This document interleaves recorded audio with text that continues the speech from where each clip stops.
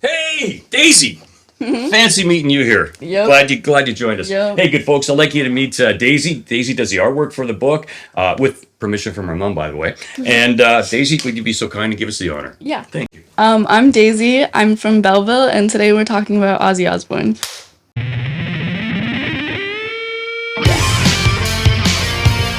Hello and welcome to another exciting episode of Confessions of a Rock'n'Roll Cameraman, the podcast. Today we're talking and rocking with OZZY Osbourne and Rock'n'Roll Cameraman Tony WANNAMAKER. Thank you, Pat. Awesome, man. Yeah, welcome to the show. Of course, welcome to the show. You're always on the show. And I'm always on the show, but I forgot to say who I am. And if you don't know who I am, it's being put on the screen right now. That's Pat Canavan. Ta-da! Tony, Yeah, man. OZZY Osbourne, Yes. you met him a couple of times. Yep. You're a rock and roll dude. You've been to see so many rock stars, so many legends. Very few of them have bitten the head off of a bat, True that, Pat. you Yeah. know? Tell me about your first experience with OZZY Osbourne and how did it come about? Where were Well, you? when I think of my first experience, I think of 1971 when they released this album called Master of Reality. Okay. It But did- that was like well before you were a... Yeah, that was like Monster 13, City. discovering hashish, right, in the stairwell of an underground parking with Davy Summer. And then I get to my classroom in high school, and a blue purple cloud, right, I exhaust and pissed off my teacher, but I discovered Sweet Leaf and discovered Black Sabbath. Wow, at 13. Yeah, man. Oh, Yeah. my- I didn't impress my folks very much, but No, Yeah. wow. Yeah. Oh, and they knew. they would know. Oh, okay. Well, With all yeah. the blacklight posters, they knew. Yeah. Okay. Yeah. Wow. So you were rocking to Sabbath at 13. Yeah, man. Yeah. Well, you know, it's a teenage lad's band, right? Right, Discovery. I mean, when you listen to that song, that coughing off the top, that's a actual recording of Tony Iommi coughing after he just smoked a blunt.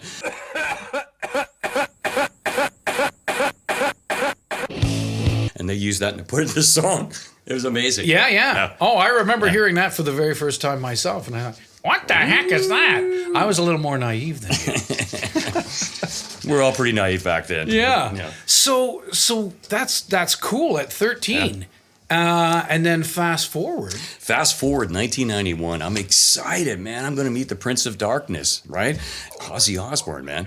So, I just have to think though, like you have these great experiences as a kid, yes. and then you actually have the fulfillment of these wishes, desires, creativity, whatever. Yeah. Happen. You the Batman, the Batmobile. You just cut to the core of the book, and that's the novel aspect, is that I'm like you. I was that kid. I love music. I love pop culture. Yeah. The only difference is later in life as an adult, I got to talk to everybody I loved and spend like real time. And we're going to talk about that, those occasions today. That's absolutely amazing, Yeah. right? So now it's like 91. You're at Yeah. Much Music. Prince of Darkness, Ozzy, right? So yeah, it kind of sets the tone. I mean, they're called Black Sabbath for a reason. I mean, it was something they appropriated from a Boris Karloff movie, right? Called Black Sabbath. And Tony Iommi goes on to describe that it means corrupted holiness. Okay, there's a lovely oxymoron. Well, yeah, absolutely, right? Right? Because a Sabbath Right. is the opposite of a Black Sabbath. There you go, right? So it was incredible, and I got immediately aesthetic came to mind. Boris Karloff, monster movies. It's got to be something dark Right. and foreboding, right? Right, sure. So in the bowels of 299 Queen Street West, I set up this interview. And what's really great, Pat, is this building was constructed. The old Ryerson McGraw publishing house was constructed about 1913. So when you go down to the catacombs, right, you really think you're in a Bela Lugosi movie, right, or something, right? Oh, yeah, I've been down there. It's scary. And it's, oof. Yeah. Yeah. So I managed to convince Ozzy Osbourne to go down there with me, and he was probably game for anything, but didn't think he was traveling that far and in the dark. There was no safety lights, no safety rails, no safety anything. We were just going down there, and in this little bubble of light, that's where I had set up this scene. But he loved it when he got there. He totally connected with it. Yeah, It was amazing. totally vibed with it. Yeah. Yeah. Well, Yeah. you do have that knack of creating an ambiance fitting Thank you, to man. the talent, right? Thank you. Yeah, You it's know? about listening, looking, really, right? Yeah.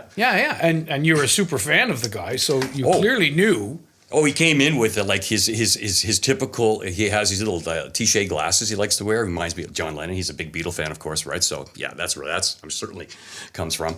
But I was a little worried because his reputation precedes him. He was quite a partier, quite a drinker. Well, yeah, he was that's an what alcoholic. He did a lot of drugs, no question. He'll be the first to tell you. And then he was on the mend. So when I met him, he was extolling virtues of being on the mend, but I didn't know. I was a little dubious, Pat, so I kind of took a little sneak around 90 degrees to look behind the glasses, and I went, I'm not really sure what's going on here. So I said to my trusty assistant, Richard Severell, hey, Richard, can you get me a chair with a back on it? Because we can't afford to have the Prince of Darkness falling off on our set. Oh, really? Yeah. Oh, that's hilarious. Yeah. That's hilarious. And did you say, you're the reason I smoke pot? Well, not really. And it was a good thing to say and posit that. But he was on this whole kick about sobriety, and good for you, man. And here's actually what he said to me verbatim, right? Oh, really? So he was clean and sober when you got to meet him? He was cleaning up his act. And I've met many musicians, highs and lows, and then there's a clean state. That happens, right? Yeah. But at least you keep trying to come back to clean yourself up. And in saying that, he said, quote, I'm not saying I'll never drink again because I've said it 1,000 times before. Somebody from the National Enquirer caught me on the floor of a bar with 19 hookers hanging over me, with boobies hanging over me, trying to lift me up off the floor. Smashed!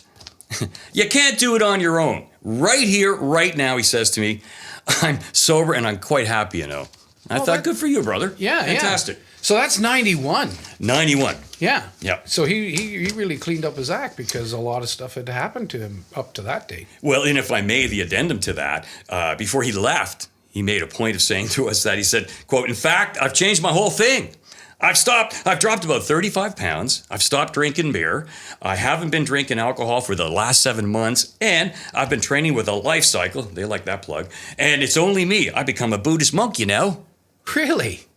Aussie style. Wow. Talk about dusting off the Black Sabbath and becoming a Buddhist monk. Right? Wow. Right? From the highest mountains. Yeah. That's really crazy. Yeah. So who was... You're doing an interview, I guess. Yes, and I'm doing it with lovely Denise Donlin. She did a great job then. She was in a great space, and he certainly picked up on that, and it resonated. So it was a really good room, if you know what I mean. It was charged. Oh, that's Everybody great. wanted to engage, wanted to be creative. Great experience. And then from there... 8 years later, man. 8 years later, you get to go to the States to shoot again. Now.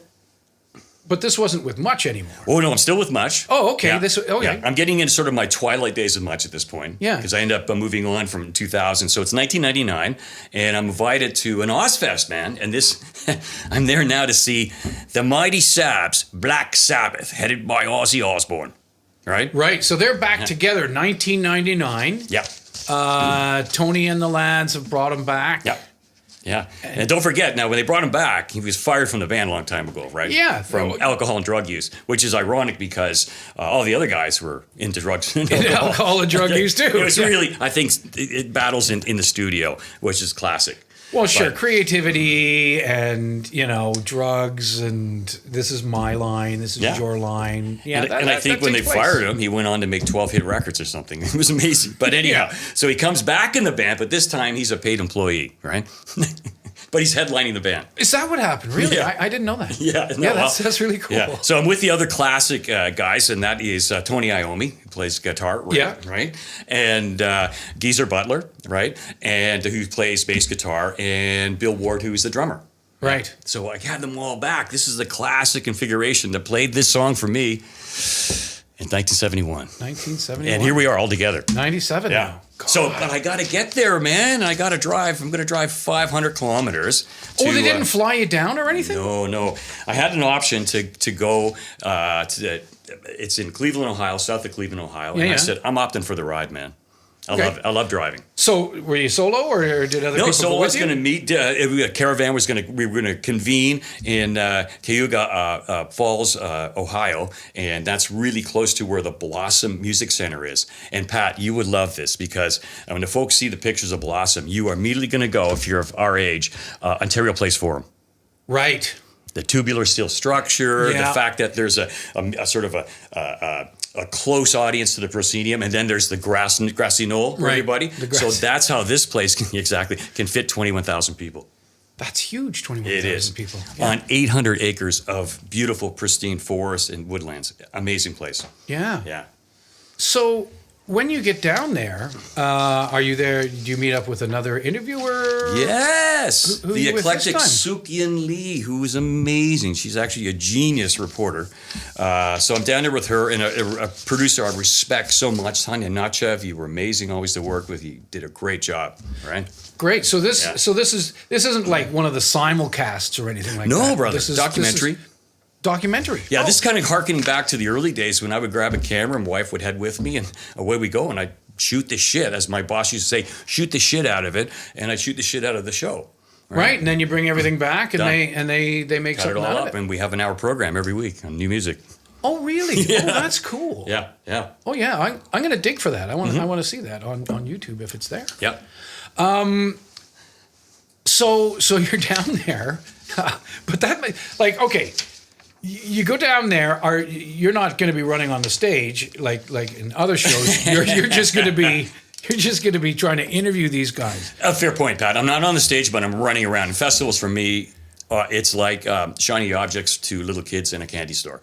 I go bananas. There's so much minutia for me to film. I get crazy. I love it, actually. Oh yeah, that's your element, right? Because you're like a hummingbird with a camera. I like the analogy. That's a good one. So Yeah. you're there, Yeah. and these rock shows, Yeah. they bring out other talent. They bring out other people. It's Yes. So Yeah. who was there with them? Well, it was great. I had a chance to meet Rob Zombie, right? The lead singer of White Zombie, So Absolutely. He Of course. became this wonderful director. He even did the remake in 2007 of Halloween, but he's known for the slasher films because I have a little issue since I got back from Haiti with PTSD. I kind of got to watch the slasher films. So I know of them. I know the trailers, but when it comes to Devil Rejects, it's maybe not for me. But he's a great guy, articulate, smart. course. He has an affinity for the Munsters because he has a song that was popular and called Dragula, and that's another. We talked about Barris making the Batmobile. That's George Barris, right. Yeah. George Barris made the Munster Made coach the Munster. and Dragula for Grandpa Munster, right? So yeah, so he sings about it. So he's a great guy. He's into that whole genre. It made sense that he directed it.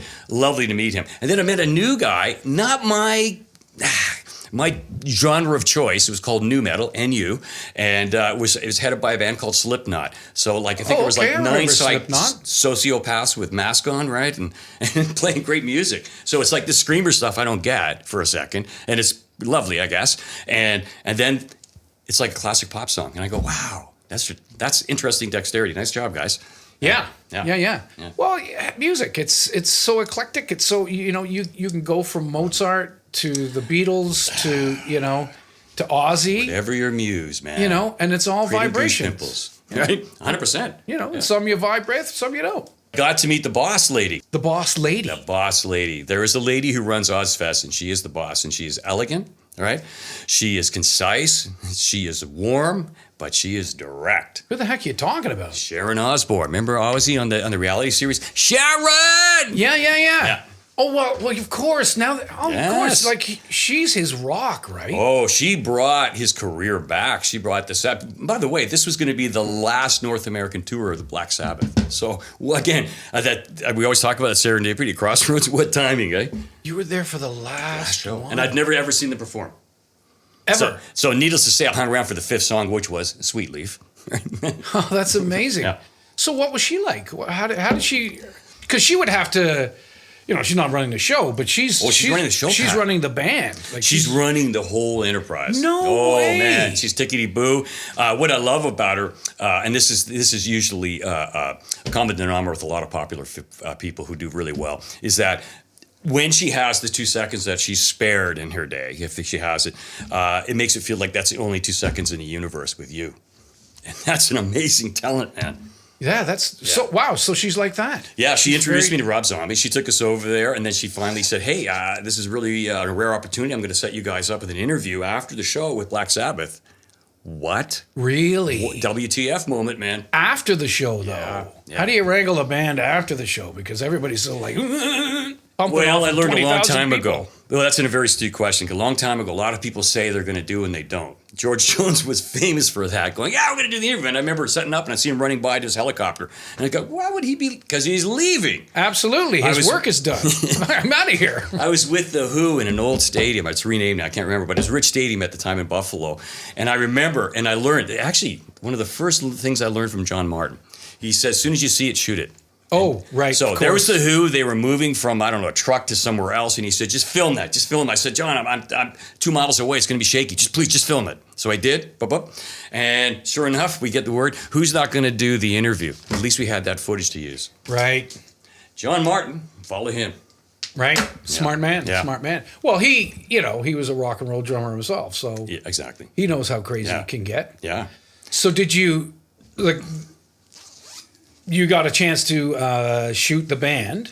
Well, film the band, and this was interesting because at that time, see, again, we go back to that notion, reputation precedes you.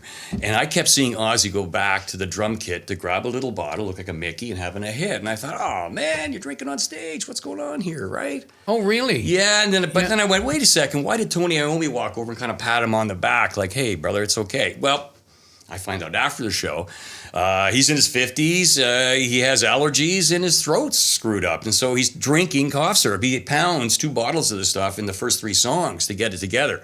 And in the wings, there's this lovely looking young man, right, who's great mane of hair. I thought it was a young Robert Plant, and he's obviously arched back, and he's hitting high notes for Ozzy, so they're just mixing it over, right? Oh, no way. Yeah, and he yeah. has Ozzy's tone? Because Ozzy has a very distinct sound. And I agree, but, and this is, I think, to qualify, Pat, can you hear that distinction under Tony Iommi's solid, heavy metal? I don't know. I really don't know. You might get bits. We were going to chat about, we were talking about the other day about famous guitarists having a chance to work with. Sure. And here was another seminal guitarist I worked with, Tony Iommi. Now, quickly, Tony Iommi is really unique because he's a right-handed player, right? So he's this side here. And these 2 fingers, his middle finger and ring finger, he was Birmingham. These are all blue-collar boys. Yeah, yeah. And he's working the press, and they cut his fingers right off. It took him right off. Yeah. So he managed to figure out something with some glue, a bit of his old leather jacket, as a matter of fact, some plastic, and put together these prosthetics for fingertips. Now, they told him at the hospital, you might have to learn to play this way. But he said, no way, this is the way I play. So to continue playing, he had to adapt a new style. And what he did, Pat, and you'll appreciate this as a musician. First of all, he learned to detune his guitar from E down to C sharp. Yeah. The other thing is that they didn't have flexible strings in, so he had to use banjo strings, so he get the flexibility he needed, okay? So now he can do trills. We talked about Eddie Van Halen the other day and his fact that he can do hammer-ons. Yeah. Iommi had to do it because it's a consequence. That's the only way he could get that note. So what he loved and what was happening is he realized, and all smart guys realize this, in the confluence of ideas, is that, wait a second, we want a heavier, fatter sound. And now, because dropping a semitone and a half, you got the looser strings, now you've got that distinct Black Sabbath sound. Yeah. It's amazing, right? Yeah, it's an electric wall. It's fantastic. And that goes to the notion, much like Led Zeppelin, people don't know, they all wanted to, they were influenced by the blues, dude. They wanted to play blues. That's right. And here's some more of that, right? Yeah. So that was fantastic. And meeting this iconic guy, he is amazing because he's got, if you see earlier pictures, he's got the short little haircut and he looks like a page you'd find in a Camelot series, right? Yeah. It's always great, right? Okay. And waiting for the hook little boots and little outfits, fantastic. But he sets her in the long long rider coat, right? The Western motif, and it's all black leather. He's all black. Everything's black. And he just has his way of playing, right? Majestic. Oh, yeah. An absolute style. Absolute style, you know? Well, the first song, you appreciate it, was War Pigs. And so you had to hear the blood-curdling sound of sirens going off and about the bell tolls for thee, Pat, the bell tolls for thee. And then suddenly, War Pigs. And it was like, you know what? For those of us of a certain age who were expecting that kind of concert, you got it. Yeah. There's no question. Thank you. You delivered. For those in the first, second, and third row of the concert, they got soaked. Soaked, yeah. Because he had water buckets above suspended, because he'd just get crazy. He'd do a frog thing. He calls it the frog hop. He does. Right? And then he walks over, grabs a bucket of water, and he hits somebody with it, right? And it's always parked over by Tony Iommi. And then finally, those who were at a splash zone thought, hey, we're fine. Yeah, right? yeah. We're immune. Look above. Whoa. Wow. Right. It was a hot day, but it turned into a cool night. So those ones in the front were like, but Yeah, so what time of year was this? this would be Because you wouldn't want to be doing this in Winnipeg summer. in January. No. But we're getting into summer, so I think spring, summer, Pat, right? Yeah. Because I remember it was lovely day, but it got cool really fast, right? So, Oh, okay. but I get So backstage. now. allergy season, really, for Well, to your point, and that's why Yeah. we maybe saw Ozzy being sick, right? The publicist admitted all this stuff later. yeah. What was interesting, so we get inside the dressing room, the inner sanctum. I'm going to be with the biggest band. What was weird, though, I saw this earlier. I guess a lifetime of access, you might have a little bit of shuffling problems later, a little physiology problems maybe, I don't know. I saw Ozzy as soon as I came in the backstage, the green room, they call it, right, at the Blossom Center for Artists. Sure. And there he was, looking a little disheveled, maybe performance things, and he was making his way out, right? Didn't look himself This is before the show? before we did the interview. Oh, Just so before. after the show. Yes.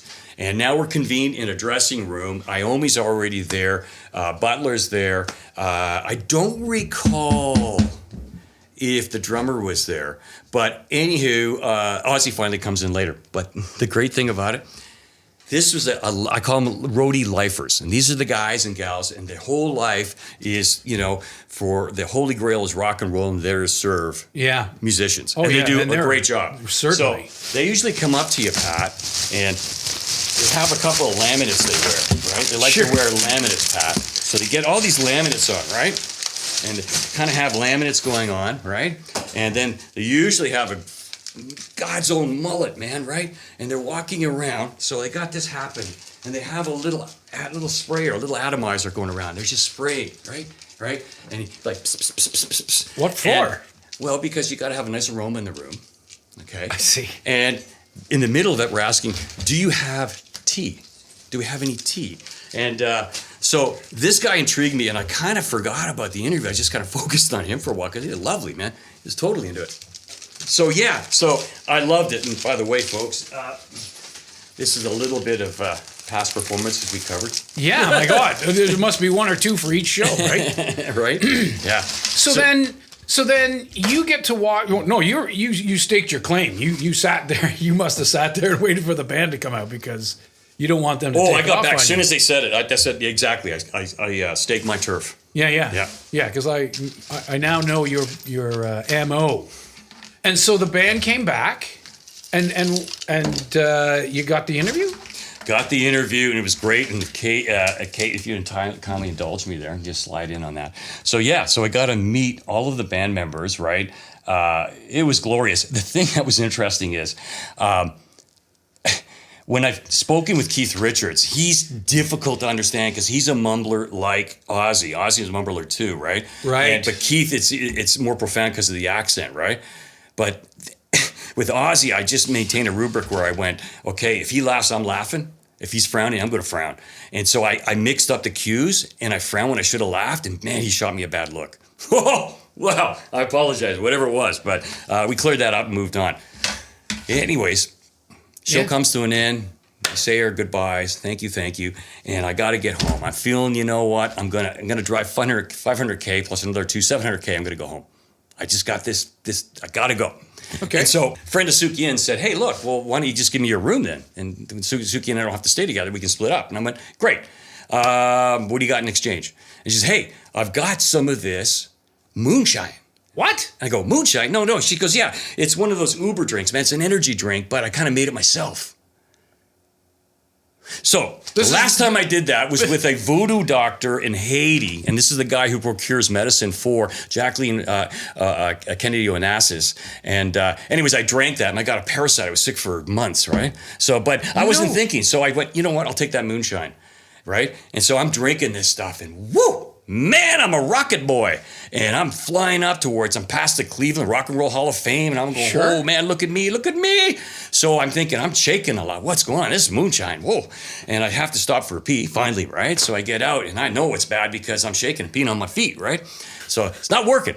So I finally get to the border, and I'm suffering, and I think, they are going to think at 3 o'clock in the morning, I'm passing this customs border, that I'm a meth addict.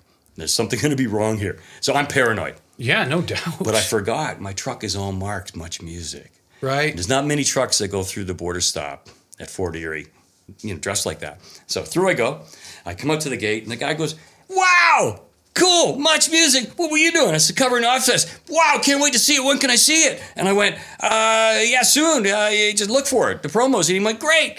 Boom. Have fun."